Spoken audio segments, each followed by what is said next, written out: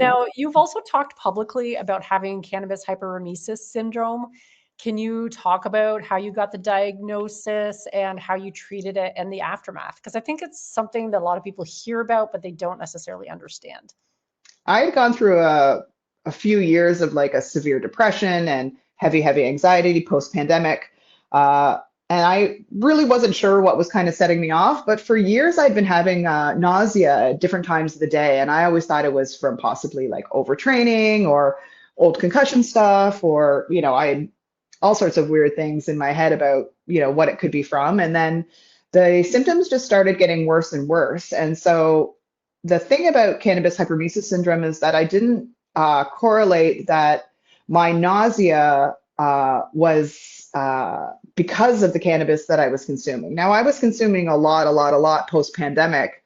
Yeah, I'd medicated myself into a bit of a corner, but I was like smoking quite a few bongs, quite a few infused joints, and then I was consuming hundreds of milligrams of either RSO or hash-based edibles or rosin-based edibles, and I was starting to get vomiting, severe pain in my upper stomach and right side, pain through my shoulder, and vomiting and trembling episodes that would last for hours in the middle of the night.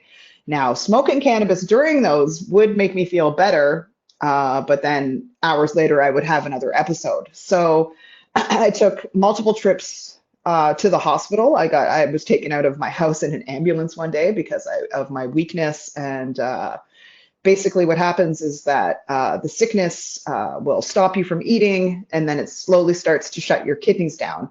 I had 2 emergency room doctors try to diagnose me with this, and I was in complete denial about it. I thought that cannabis did not hurt people. I thought that I was, quote, safe with it and educated about it. But, after my second diagnosis and going over the list of symptoms, me and my partner were both like, this is exactly what it is. So I had to do a severe detox, which was very uncomfortable for me. And I was completely sober from any cannabis products for 6 weeks.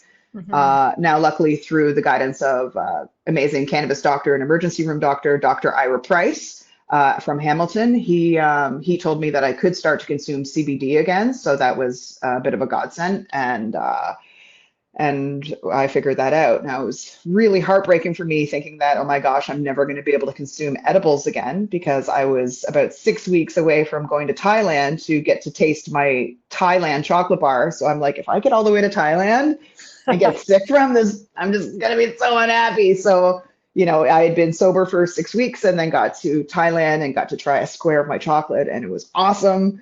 And I didn't have any more symptoms, but I do have to be careful, because if I start to get on a path of overconsumption again, my body tells me almost right away.